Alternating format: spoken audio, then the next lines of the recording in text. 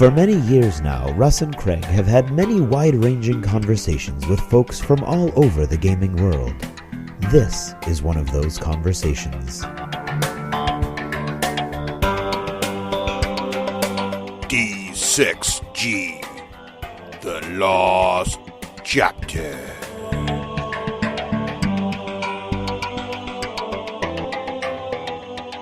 So now that Christmas is over, I'm kind of expecting a New Year's donut, Craig, from Dunkin' Donuts. Have you had Have you tried the croissant chocolate donut?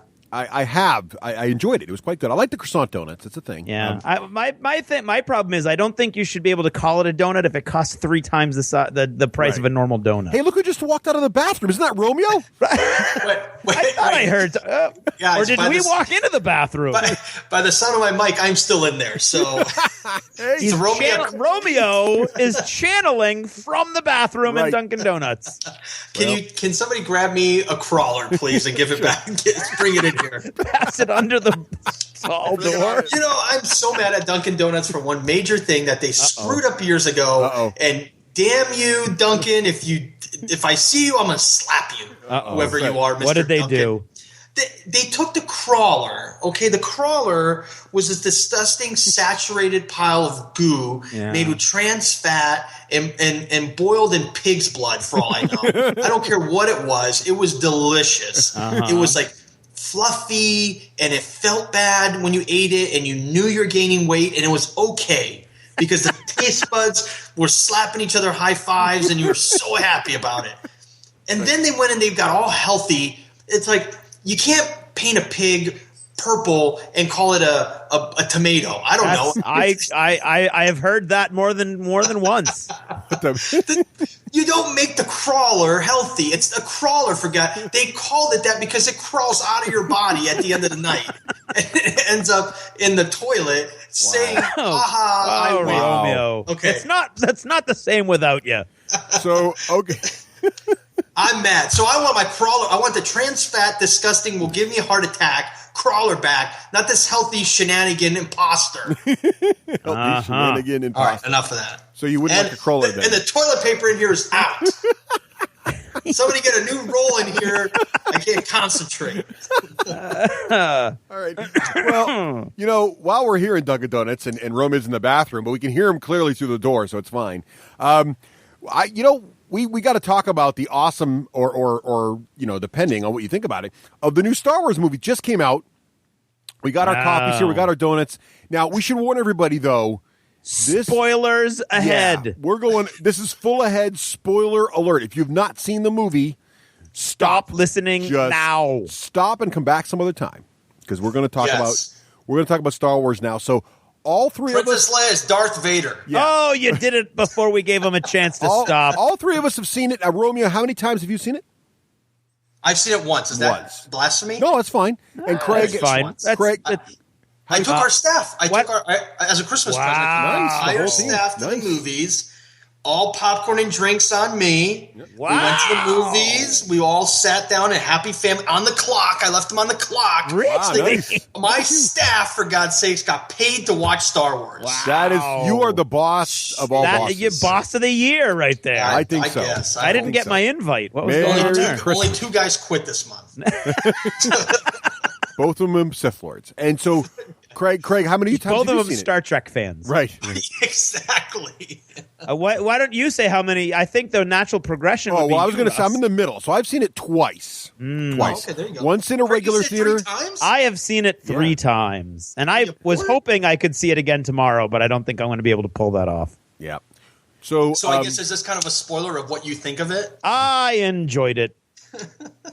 Yeah, let's just start from the beginning. So I think most folks seem to like it. The chatter on the internets is that everybody seems to mostly be very pleased with it. Romeo, what was the general reaction? Since you went with your entire staff, yes. What was the general feeling as you guys left? Were you like, yes, it lives up to our expectations? Were you like, kind of in the middle? What did you guys think? Okay, so can we just jump right into it? Let's do this. Okay, because we don't want people to already turn off the show if we really haven't gotten into the potatoes of it all, right? No, we're already. Look, if you're worried about spoilers, you should have left by now because it's gonna get. I mean, because people will hate me after I say what I'm going to say. No. Okay. Well, all right. No. Okay. I love the movie. So I'm going to just put that a caveat ahead of time. I love the movie. Don't freak out, haters. Okay. Okay, I only have 2 critiques. Right. It's okay to critique something. It's okay to critique. I love the movie. Yeah. I'll go to all the other ones. I watched all the other ones. I'm a Star Wars fan. Before you could, great. okay, so it wouldn't be very good listening. Yes. Fun if all 3 of us were just talking about how great the movie was. Just a level set, Romeo. Just a level set. Before you issue your critiques, just to give every listener here sort of a place.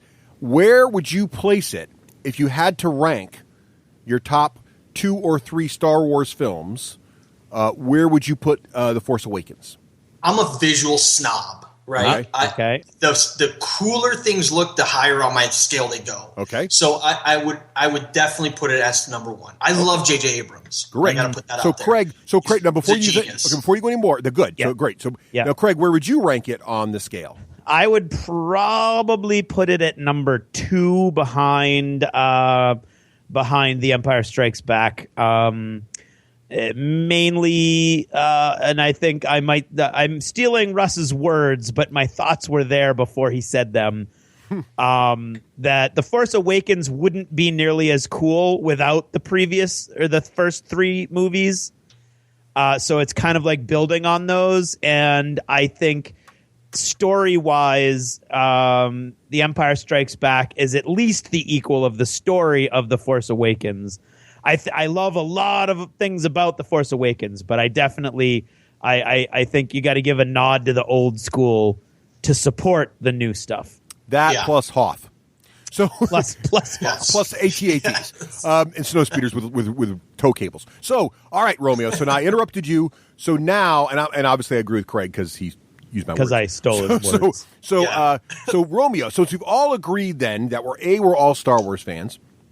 B, it is your number 1 Star Wars movie of the bunch. It's Craig and my number 2 star. Clearly, we all like it. So now it's all established. No one can hate us because we like it.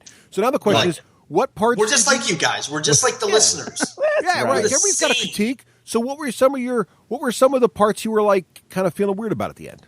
Okay, if you're going to be an evil empire, all right, and your Force has awakened, the Force is awakening. And there's all this stuff happening, and 30 years have passed, and all these amazing things are going to be occurring again. Yeah. How do you follow the same blueprint? We're going to build a giant star. Oh, that's easy. Oh, no, that's an easy one. See, Russ is going to set it all to rights. I got this for you right now. Okay, the thing you have to understand. Stop building round things. Yes. Make it square. Of course you do. Because the round ones blow up every time. You have to. Yes. Make it square. That's the answer. No. Come on, Sith Lord. He's not a Sith Lord. Here's the thing, Romeo. 2 things. You have to go with Kylo Ren is a Darth Vader sycophant. Okay? He wants to be Darth Vader in every way. He wears a mask for no other reason besides Darth Vader wore a mask. Yes. Not all Sith Lords wore masks. Darth Maul didn't wear a mask. He wears a mask because Darth Vader made it cool. He's wearing a mask. Remember, he's like emo millennial dude, okay? So he wants he wants to rebuild Vader's vision. He wants to recreate Vader's universe. What better way to do it, to pay tribute to Vader, than to do what Vader did on a scale that even Vader couldn't imagine? So instead of the second Death Star, which was bigger than the first Death Star, he has made the Star Killer planet, that takes out, instead of one planet at a time, whole solar systems. Wow. Right? So he's gone. It is silly. But he is himself a madman, right? So he's gone to crazy, ludicrous speed. Right.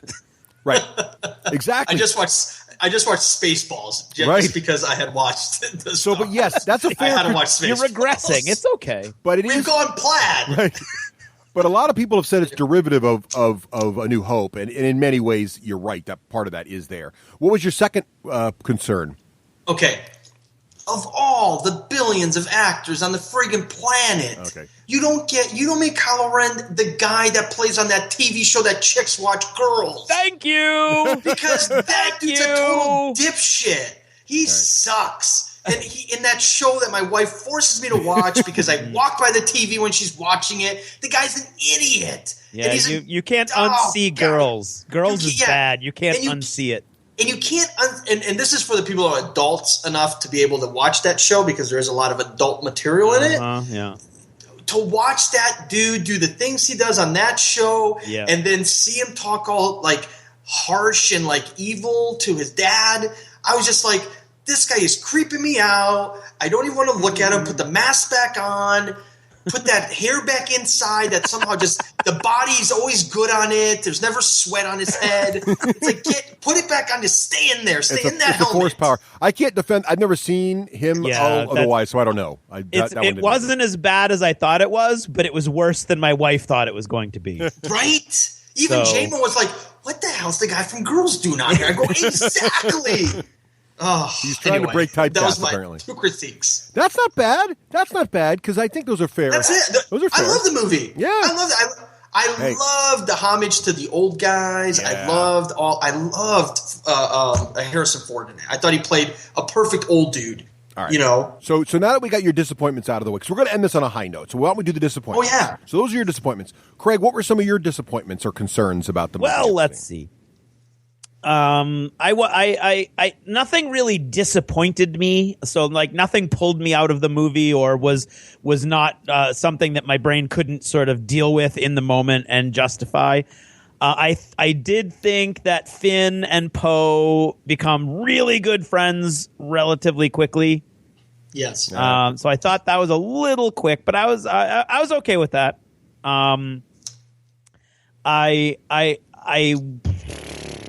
I have heard from Russ's brother. I have heard other people thought that Rey developed her force powers too quickly.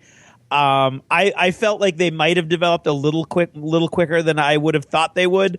But the argument against her developing those quickly depends upon you assuming that Luke was on Dagobah for months when in fact he was probably there for a couple days. Yeah. So, I mean, and they're very good at not giving you a lot of hints on time and the passage of time in the Star Wars movies. So you have no idea how long Luke took, but you know that not a lot was going on in Bespin while he was there and that they were going on at the same time. So that didn't really bother me that much. I will admit that Adam Driver is like, I think I would have liked to see a slightly less emo Kylo Ren. I mean, I honestly could have went to Starbucks 10 minutes after the movie. I would have never known the difference. That's my barista from Starbucks. Okay. So, I mean, the guy literally, his eyes look like they're watering every moment he's got his helmet off, which maybe that's why. Maybe he's got allergies. Maybe that's why he wears the helmet. It's a hypoallergenic helmet mask. Well, we learned, they don't, the helmets don't filter out poison. We know that. Yeah, just environment, which seems like an oversight. But this is the same company that built the exhaust ports. Who forgot to put the carbon filters in all the freaking guys' masks? It's the same guy that puts the exhaust port in every Death Star. It's it's too big. You can fly an X-wing through, you idiot. I said 4 feet, not 40 feet. Okay, my brain. I'm looking at the Rotten Tomatoes website for The Force Awakens as we talk, just to sort of knock my memory, and I'm seeing all of the people who had cameos, and the one that's surprising me the most is, now, would you think a human being would be attributed to BB-8? No, me neither. He's a ball. He's a soccer Never ball. mind the name of a wildly successful comedic actor who got his start on Saturday Night Live, Bill Hader. Or maybe he does the beeping voices. Bill Hader does the BB-8 voice. Oh my God, that's pretty bizarre. So Disney was looking for people to give money to. Did you? No, I think people were like lining up, saying, "Please let me be in your movie." Yeah, free. Yeah. I'll do it for free. Just let me make beeping noises. Yeah, James Bond was a stormtrooper, so you know you're doing something right. Did he take his helmet off? I didn't notice it. No, he never did. He didn't, but that's stupid. He frees her, and he has swagger. He frees Rey. He swagger around. So, Craig, what any of the disappointments? Other disappointments? No, I don't think so. Not really. No, I mean the awesome moment. I would have liked there to have been a moment between Chewbacca and Leia after. Here's the big spoiler, everybody. So if you're playing chicken with the spoilers, now's when you want to turn around. Mm-hmm. After Han Solo dies. Yeah. I would have liked to have a moment. I had a moment with Chewbacca and Leia, but it didn't bother me that it wasn't there. In fact, I didn't even notice it because of what was happening between Leia and Rey. Yeah. So it wasn't like a huge thing for me. But in retrospect, somebody brought it up to me, and then the next time I saw it, I was like, oh, yeah. Yeah. It didn't it seem that, and this is not so much it bothered me because you're right, you don't notice it, and I've only seen it once, but I know exactly what you're talking about. It seemed like everybody took it pretty easy that one of these major friends / her companion through so many battles, Princess Leia, of course, her companion through all these battles who she hadn't seen in years, and all of a sudden they're kind of lusting for each other again, just got killed by their kid. It's like you would think it'd be like people passing out places and people have more reactions when the Eagles lose. What? Oh my God! It's like I don't know that it was that much worse than when Han was in Carbonite, though. So I feel like it was about the same as the end of Empire. Like a downer. I think movies but have limited time, right? Yeah, to make that kind of stuff happen. Yeah, I mean, my disappointments were kind of. I feel like a lot of the internet's like and everybody loves it. Yeah. Oh, I think, but it's a lot of nitpicking, right? Nitpicking. I think. So the two things Nicole was disappointed with, and she's the bigger Star Wars fan of us too, and that's saying something because I'm a huge Star Wars fan. But two things. One, she was disappointed that Han and Leia were estranged. Not because it was bad storytelling. It was just a bummer because she wanted them to be happily ever after. Yeah, but it makes perfect sense. But it makes it works, and B, it makes for some great stories, and C. Now you've got this whole time period where Han was cruising the galaxy with Chewie, doing all kinds of who knows what, and there's all kinds of backstory comic books and cartoon series and who knows what else they can make. Spoiler alert! Solo, right. Do you guys know about this? Right. Yeah. So I got this from a very reputable source. I won't reveal it. So it must be true. But a reputable source called the Internet told me that the reason why they left so many kind of open loopholes for some of the characters, like the young lady that plays the thing of what's her name, the tall stormtrooper in the armor, Phasma. Yeah, Phasma. Yes. Yeah. Okay. There's supposedly Disney not only is going to follow with the next several Star Wars movies that follow in line with these, but there's going to be smaller spin-off movies like the Avengers. You have Thor. Yeah, Rogue One's coming out Iron next Man. December. Yeah, right. There'll be stuff on specific parts of Star Wars where there is stuff just on what the mercenaries do, like the rogue trader guys do, and like what does Boba Fett do? Yeah. And guys like him. What's their world all about? And you won't even see anything about the other guys. There might be like a little quick cross pollination where somebody says, "Oh, look, we heard news that the Death Star exploded."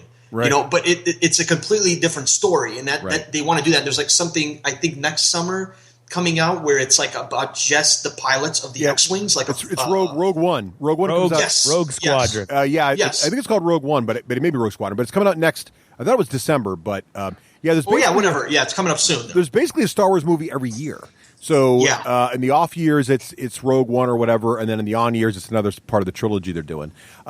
But that was her first thing, and her second thing was just she was bummed that Han Solo died, just because Han Solo's now dead. But which was a downer definitely as a fan of the show. But then there's all those side legends about Harrison Ford and how he doesn't really like the Han Solo character, and he'd only come back ever to do it if they killed him. And so there's all these little urban legends. I don't know how much that's true or not, but those are all the urban legends. I believe around. he's said in interviews that he wanted his character to die in Return of the Jedi to give it more weight. Right. Well, he definitely pulled that off. But what I liked about so let's talk about what we liked. We started with the disappointments.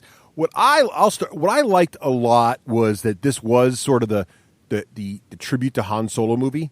And I loved it. He was definitely had most of the great lines, and the whole movie itself was really. And I guess this is a criticism by some people, but I would say my favorite part of the film is that it was total fan service. I mean, it was literally made for the fans. Yeah, so many lines that are only going to be there if you're a hardcore Star Wars fan. Some of them subtle, like the 14 parsec thing. Some of them less subtle, like do you have a garbage shooter or maybe a trash compactor? Just so many great lines like that everywhere in the movie, and all these great references that you just know is Abrams just like, and they'll like this. Oh, this will be good. Oh, this will be great.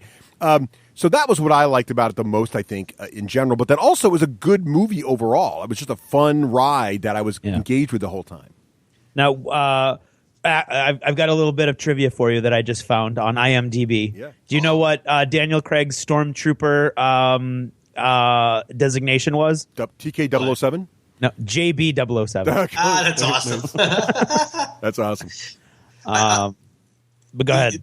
You were going to say, do you have any more positives? No, well, I do, but go ahead. You guys get some minutes. I don't want to take them all. Okay, so I this brings back to Stormtroopers. I love Finn's character. Oh, yes. Finn was so great. Not only was he, I saw the riffraff of people when they found out, oh my God, a Stormtrooper's black. What? And all the freaks that caused that nightmare for no reason. But not only was he perfectly cast, I thought he was. You instantly gravitated to him, and you wanted him to be the hero. Yeah, I did at least, and he will be. I think he's going to have a nice story arc. I think in the series. Yeah, I hope so because he not only did he play the role extremely well, but he was personable. Right? He was. I thought for the first time one of the less robotic characters when you first met him. I think even Luke. If you watch the first Star Wars when you see Luke kind of be introduced to the world and you're watching this kid, he was obviously a very young kid, a young actor. Yeah. He was great, but he was kind of robotic. He kind of you could I am a robot. I am following my scripts. And this kid, he just kind of had a flow to him, and his like quick wittedness and seemed natural. Right? Yeah. I know he's reading a script, of course, but it seemed natural, like the way the comebacks worked and the way he was interacting with the other characters. He really made me root for him, Like I loved when he was fighting, in the forest, and he's got the lightsaber in his hand, and you can tell he's kind of like unsure how to use it, but he's kind of doing sword things, right? Right? And he gets his ass kicked like in 30 seconds, but he's like, "Yeah, I got this, and then he's like, "Whoa, no, I don't," It's like, but. I really like that character. So he was one of the very big positives for me. And I was unsure because of all the negative hype that got before I saw the movie. I saw more hype about the negative hype than I actually saw negative hype. But I thought it was awesome the way they dealt with it. And the way that J.J. Abrams dealt with it in interviews. Because he just was kind of like, I don't get it, and I think everything will be fine. And it was because they used Finn to explain where stormtroopers come from. Right. Yeah. Which I thought was great. Seed, right? I mean, that's what they were saying. Well, no, they take you away from your family when you're born, basically. Right, but I mean, they were doing that because they weren't able to replicate and keep making clones. Right. Well, you also learn, that there's a faction in the New Order that thinks clones would be a good idea again. Right. So that was cool that came up. There was a line, right? Like, well, you should have used the clone army or whatever, right? Right. Well, perhaps Supreme Leader Snoke is correct in thinking he might be able to use a clone army. So I thought it was great. I thought that the actor who plays Finn, John Boyega, he reminded me a lot of Chris Pratt from from Guardians of the Galaxy. Yep. And it's like, you're with the Resistance. Yes, I'm with the Resistance. Right. They look like me. Well, most of them. Some of them look different. I mean, and the writing the writing for him was so snappy and fun, and sort of his jokes very much like Chris Pratt jokes. They cascaded a little bit. Yep. Mm-hmm. Which with his delivery was fantastic, and I thought was great. I think I have to say my favorite moment in the whole movie was when Finn and Rey are running across the desert getting bombed by the TIE fighters, and he's like, "What about that one? No, that one's a piece of garbage. This one over here is okay, we'll go with the garbage." And they pan, and it's the Millennium Falcon. I know, that was awesome. Did you guys notice at the beginning of the movie where she's like scrapping for stuff, grabbing junk, and like salvaging from the destroyer that landed or crashed, whatever. In the background, there is the Firefly ship takes off. Oh, really? The Serenity? Oh, really? I have to check. Serenity ship takes off. Wow, that's cool. Here's the thing. I did not notice that. Kyle actually had gone to it a couple times, and he saw it in the background, and because J.J. Abrams wrote Serenity or had something to do with it. Yeah. And sure enough, that ship's in the movie. That's awesome. A little homage now I got to go watch that. That's awesome. Isn't that cool? That is cool. That's great trivia. Nice one, Romeo. I agree. I think what they really nailed, and Guardians of the Galaxy is a good reference to this, but they got the chemistry right between Finn, Poe, and Rey. Right, so those three characters were all like they had really, really great chemistry, and they really worked well together. And I just think it really worked, and I think you need that with some of those situations those characters were in. It really worked well, I thought. So absolutely. Overall, I mean, I think it's hard to get every single cast member right, because it's impossible. There's so many people in this movie that played such big parts. It's hard to get everybody right. But I think they did 99% of the casting perfect. I just feel like the when the main bad guy you have takes off his mask, and the first thing you think about is some barista from the show Girls. Yeah. It just you're just kind of like, oh golly. But it was kind of cool. Anybody else? But it was kind of cool because you just think what was neat about it. If there was a positive there, was that you just expected him to be ugly. You just expected, and he is. Well, yeah, but he's not. He's like a pretty boy cop, right? He's ugly on the inside. Right. Disfigured. It was just expected something else. You just totally did not expect what you got, which was kind of interesting. And what's cool, what I did like about how they handled Kylo Ren was he was not the finished Sith Lord. I love the little things, like his lightsaber isn't clean. It's all fuzzy and it's not perfectly honed. And you really notice that very clearly when Rey and Finn are both fighting him with Luke's lightsaber, which has got this perfect clean lines of the blue beam, is just very focused, and his is all like fuzzy and messed up, and he's clearly he's not controlling his anger. He's clearly still developing. He's not a full Sith Lord, and I love the fact that he's not mature. I like that he's just developing bad guy that's not ready to deal with not even close to ready to take on a Luke Skywalker, never mind someone who just found a lightsaber 15 minutes ago. He still has trouble dealing with those, Right. So I thought that was great. And it really explained why both, Finn and Rey had a chance against him. A, he was shot. And B, he was, and I loved also his reaction. He was like banging his own wound with his hand, right? He's like beating himself, right. Just because you could see the craziness in him, that he was really, quite mad. And So yeah, the actor choice may not have been great, but I liked the character himself. I thought was a really cool character and interesting. And just sort of bad guy because he's not really. I've seen some critiques that are like he wasn't evil enough, but that's the whole point. He hasn't fully gone. He's evil, still fighting his. Yeah. He's like the opposite of Luke. He's fighting his light side, right? Which is kind of neat. Right. Yeah. The one thing too is there was a whole big hubbub about this whole thing with his sword being incorrectly designed, right? If you guys remember when the first images came out of him, or the first like kind of teaser trailer, a year ago came out, it was him like in the forest and he's lighting it up, and this thing's like you got all this like stuff coming out the sides, right? And the hilt was, of course, all Star Wars fans were like, "What? That doesn't even work right." The hilt, is at the end of the beam, and if another lightsaber, were to strike it, it would cut right through that hilt portion because that doesn't have any of the energy, and it would cut right into the wielder's hand. And somebody actually broke down the diagram of how this thing works, and it's actually like it's degassing almost. It's like blowing the extra energy out the sides because it's unstable. Right. So that metal, it's just a covering, but the energy actually comes from one source in the middle, and it gasses out the sides. So if you actually did hit somebody on the hilt, it would just cut the metal up, and it would still have the energy below it to stop the sword. But watching that kind of stuff and learning that kind of stuff prior to it, and then people, debating it, is what makes Star Wars such a there was another epic film. That's a people, very good. Everything matters. Like his button is unbuttoned. No Jedi has an unbuttoned button.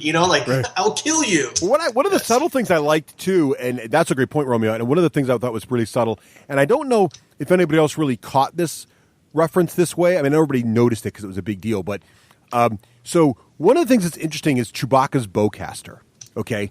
So in the original movies, there was no functional difference between Chewbacca's giant bowcaster and a regular blaster, right? It fired the same, the bullets looked the same, everything was in the same.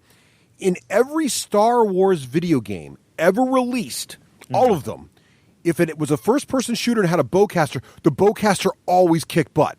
It did major damage, it had split fire, it hit with explosions, it sent guys blasting across the room. Right. So what happens in this movie? At one point, you actually notice the difference. The bowcaster like shoots a stormtrooper, blasts across the room. Only if it's close, though. No, Han Solo grabs it and realizes I know, but it's awesome. relatively short range, is what I'm saying. Yeah. But he likes it. He's like, wait. Oh, absolutely. It's almost like, where's this been all my life? How have I never noticed this before? You know, it was like a little nod to the fact that the video games fixed this thing why would this Wookiee carry this giant weapon that was no functionally different than the little tiny blaster Han Solo carries, right? So all of a sudden it was like, oh wait, it is like a shotgun, you know, which is what it is in the video game. It's very much a shotgun weapon, which I thought was awesome. So I just like that little nod. I don't know if many other video game fans have noticed that, but I thought that was a pretty neat little reference. So we're running long, but I wanted to talk a little bit about, so there are some intentionally unanswered questions. Yes. Some sort of puzzles, if you will, for us, the fans, to mull over for the next, 2 years before the next movie comes out. What are some of your theories, your guys' theories about some of these unanswered questions? Romeo, what do you think? What are you thinking about Rey? So which, you tell me the question. Well, how first, about Rey? Why don't we start with her? So what's the deal with Rey? So here's, I think she's got like suppressed memories.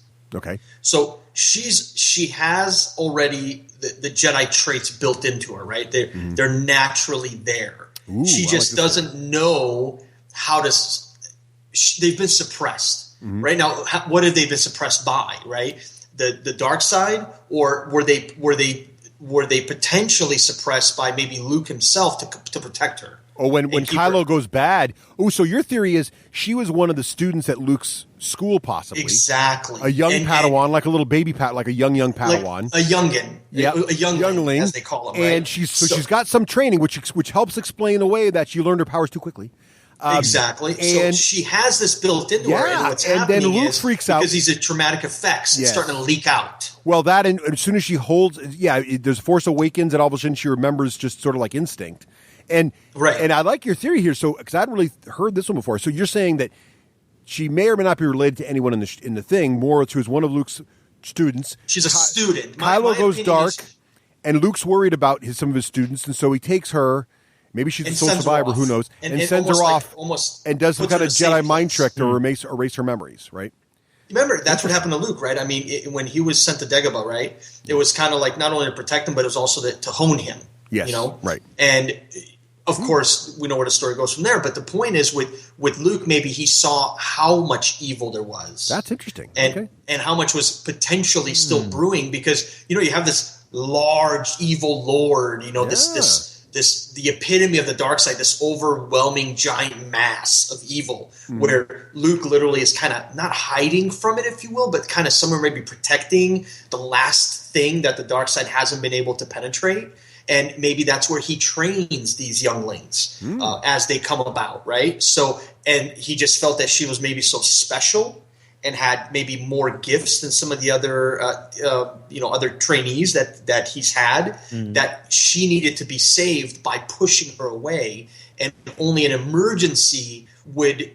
Because here's what gives me this impression: the look he gives her on the mountain when he sees her isn't one of "you're my kid," hug time. It's more like, shit, the student I sent away, the student returns, is back. Yeah, okay. Something bad just happened. Yep. It's happening again. Oh boy. Like that's the look I thought he was doing. I like that idea. I like this theory a lot, Romeo. This might be my favorite one. So Craig, what's your you now leaning in Romeo's camp, or did you have another? Well, theory? my theory was my theories kind of go in two directions. One, we know that J.J. Abrams was trying to create parallels between this movie and the previous movies, which would suggest that she is related to somebody, either Luke, which I hope not, because of the novels, etc., notwithstanding whether they're canon or not. If you're a Jedi, you're not supposed to love, and you're not supposed to have children. And I wouldn't want Luke to kind of have tarnished his Jedi-ness in that way. But so I don't think it was that. Or Han and Leia. I don't see Han and Leia giving up their kid. I mean, I'm sure, and I don't think it's a deal breaker for me if it is their child and they gave it up. I mean, obviously they had good reasons, and that would further explain their estrangement, I'm sure. But what I want her to be a new force in the galaxy, like a new force user that is rising up. So Romeo's theory that she was that she was one of the students. What if she was one of the students and her parents pulled her out? Right. Maybe, and that's what dropped her off, and that's why they're not the Maz Katana or Kanata, the girl with the big giant eyes, alien, yeah, the alien girl. She's a girl. Why do you got to be racist? When she says the people you are waiting for are not returning, but somebody might, and she means Luke when she says somebody might, because then Rey says Luke and she nods, so we know that she means somebody might. To me, either that's kind of a blatant red herring where they're giving you almost a lie to take you in the wrong direction, which is kind of clumsy, sloppy writing, or that's my main piece of evidence that she's not Luke's child or Han and Leia's child, that she's something else. And that somewhere along the line, her family, who meant well, clearly, I think, something happened to them and they're not coming back, but she can go find Luke and find, because she says the belonging you're looking for isn't where you think it is. Meaning, like, she wants to belong to something, but what she really belongs to is what Luke is going to build, to me. Right. So Maz Kanata, I'm pretty sure that's how to pronounce it, but if not, emails to Russ at the D6 Generation. I think that's where most of my... I don't want her to be a direct relation to the previous characters, and most of my comfort comes from that conversation, I think. All right. What about you, Russ? Well, my theory, what do you think? My theory was... so I have there's some data points that really... are intriguing. So one is how quickly Han Solo warms up to her and invites her to be part of his crew. Mm-hmm. So Han Solo doesn't generally do that to people. He wants to be a loner. He doesn't really like to get social people. I think Han Solo, and later there's a scene where Maz looks at Han when they're alone at the table and says, so who's the girl? And it cuts away. Yeah. Right. And then all of a sudden, she finds the lightsaber. Maz seems to know who she is. So Han tells her. Han knows who she is. Yes, I agree. He knows her. Somehow. So, Russ, let me ask you this. Do you think it could be that he potentially smuggled her from somewhere? Well, that's right. It doesn't...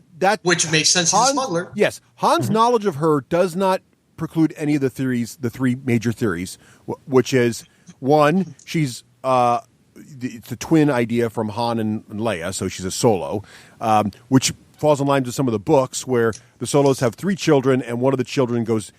There's a plot in the books where Luke does go start a Jedi Academy. One of the Solo kids goes dark, wipes everybody out, and becomes a big problem. And so that's too obvious because of the book. So I feel like that is a red herring, but that could be. That's one option. The second option is the one I was leaning towards, which is that she's Luke's daughter. The Jedi Code notwithstanding, the fact that Han knows her as an uncle might, and he would be her uncle. Leia seems to know her. And R2 wakes up the first time she's in his presence. So R2 doesn't really awaken, if you will, until Rey. Now, it could be coincidence, but BB-8's known R2 a long time. BB-8 actually bumps into R2 with the missing plans or directions. That doesn't wake R2 up. R2 only wakes up at the end when Rey, for the first time, sets foot on that planet and walks in the same area. So what is that about? Did Luke set R2 up to, when a certain person comes near him? Is it any of the former Jedi training pupils? Maybe there's multiple ones out there. Maybe the second movie got Luke gathering well, back supports Romeo's argument. Right. Yeah, because let me tie this together. I think I got something that you guys won't have noticed, and maybe it refreshes your memory on it, especially you, Craig, because you've seen it multiple times. Do you remember how quickly she went and found the smuggling hatch when they got into the Millennium Falcon? Yes. Yeah, but wasn't something exploding out of it at the time? Well, no, she lifted that. Remember, they lifted the grate and they jumped down in there. Something was busted, though, there. But here's the thing. I think she's got... But it's like she knew about the ship. But she could have, because she talked all about it. And it's been trash on her planet for years, though. She could have crawled through it. But not only that, but that guy that was handing her the portions and everything, that's her guardian. Right. That's the being that they left her with when her parents left her on the planet. Right. Sure. And he owned the Millennium Falcon. So I don't think it's unreasonable that she's spent a great deal of time in the Millennium Falcon, and that's why she was so familiar with it. Could it be possible that Luke asked Han Solo to take her and get her out of there? he smuggled her through whatever situation he was confronted with in the hatch, which she kind of just knew about. Like, it's like, just kind of like here's the other part, closet. But here's the other part about this. So that's how she got to the planet. Yeah, I don't think anything that's all valid. that you just said doesn't make sense. But here's the other thing. She's a whiz with mechanics.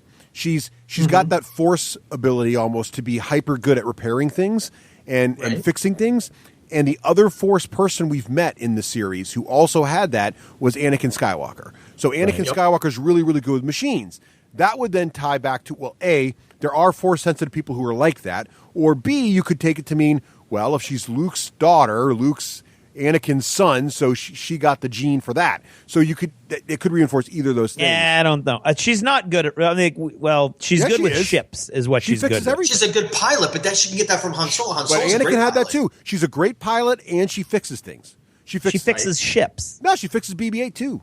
She fixes everybody. She unbent his antenna. It's a difficult skill. Not everybody can do that. That is a fixing. That is fixing. I guess for a certain value of fixing, I guess that makes sense. A fixing has occurred.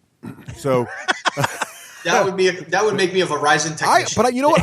I think I'm leaning towards the Romeo camp on this. I like the idea that she is one of Luke's former pupils. And it just ties so many loose ends together. There might be more of those floating around. The only thing I don't like, and Craig, you mentioned it, I don't like that if Luke he's like the supreme good guy, man. Yeah. He's like literally the Jesus of Star Wars.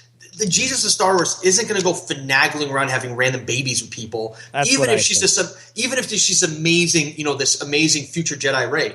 I don't imagine him doing that, because now everybody's going to question his integrity, if you will. And if you think about it, Russ, maybe Kylo did. Not looking at the movies, not looking at the books. If you look at just the 6 movies, the only time we know that a Jedi had a child, it was the beginning of this massive destructive force that we're still dealing with in movie 7. And so I think it's a huge cardinal sin in the movie universe for a Jedi to love one person, and it's not like the books where they went all fuzzy and George Lucas was never like the 40K people with his IP. There's some really wacky stuff that went on with those novels. All right, and he said everything was canon. So I will be the only thing that happens that would actually disappoint me would be Rey being Luke's daughter. I would agree. I think it just cheapens him as this badass that's been waiting in seclusion quietly for the day he's needed again, kind of thing. And I agree with Romeo with the facial expression that he doesn't even really look at her. He looks at the lightsaber. Yeah, exactly. Which also supports Romeo if she's some kind of signal. And Luke knows the Force. He knows that when the Force needs him, it's going to get him. Which is also cool because it ties into Finn's line, like, what did you think was going to happen? I don't know. I thought the Force would handle it. Right? Well, the Force kind of does handle it. Right? And that's what's happening, which is funny in and of itself. So I have always been of the opinion that I don't think she's Luke's, and I hope she's not Han and Leia's. But Romeo has really supported and advanced that theory beyond what I had done, and I really like where he went with it. I like it, Romeo. That's a good idea. Yeah. So, cool. So you guys think my last theory is that I think it's kind of obvious, but I think each of the films may be a tribute to one of the main 3 characters. So this is the Han Solo movie. I think one of the next 2 will be the Luke Skywalker movie, and one of the next 2 will be the Leia movie. Do you think that'll sort of happen? I don't know. It would be cool. I mean, I don't think you could say that Han Solo. Like, I think you're right. He was the featured player among the 3 of them, but I don't think you could say this was his movie. Well, so sort of the end of the story. If they want to serve or honor each of the characters in that way, then I think that would be an awesome thing to do. Well, it's the end of his story. Let's put it that way. It was the end of the Han Solo story. I hope not. They're gonna kill one each movie. That would that would be a little. That pattern would be a little disturbing. I think it's Kylo Ren. No, they didn't have to die. They have to end their story. Through the original cast. They have to end their story. That's all. Whatever the end of their story is. I kind of see what you're saying, Russ. I like that. I like that concept. Is that each movie will kind of fixate itself, because it really, I mean, the way the last one ended, you really see Luke being the next major old time character. That's the focal point in most of the next one. And I could tell, I mean, they made the guy lose 40 pounds. Right. I hope they didn't make him lose 40 pounds to be in a non-speaking role for 30 seconds. I'd be upset. I mean, I feel like that could have been some CGI there. Maybe a slim suit would have done a fine job. I'm at Dunkin' Donuts eating crawlers, for God's sakes. Leave me alone. Now, that's another interesting thing. Were either of you guys really disappointed in Luke's, ratio of screen time? No, I think the second movie is going to be the Luke show. I'm not worried. I'm not either. The story was awesome. I like what they did with Luke. I'm glad he got a little cameo at the end there to remind us he's out there and he's not a mythic figure. Yeah, because they could have done without. I mean, that last scene didn't have to happen. Right. I'm glad it did, but it didn't have to.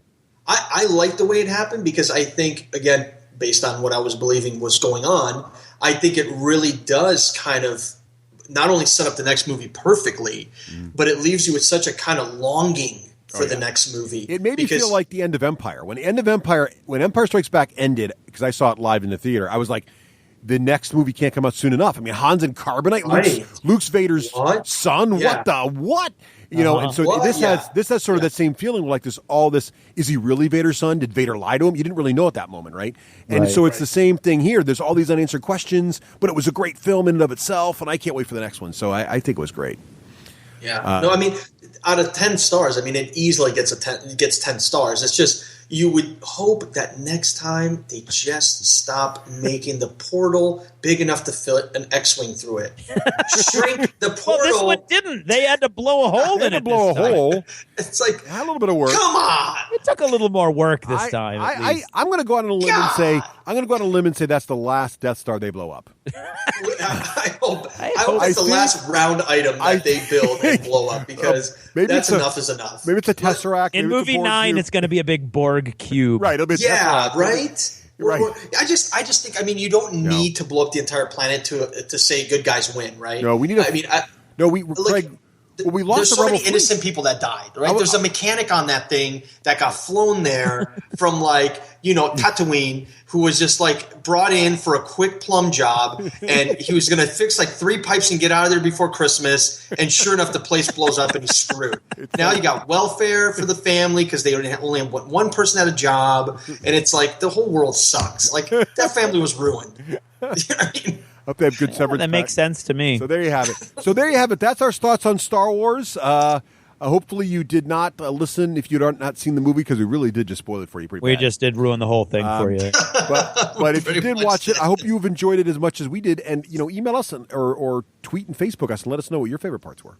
Or become a member of our Patreon patrons and talk to us on Patreon, because every time you do that, it gets an email and we have that whole forum going. Right. And Kylo Ren gets a little more frustrated. Cool.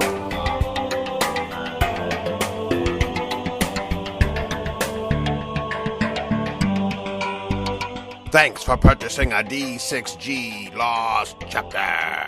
Supporting the show helps it grow.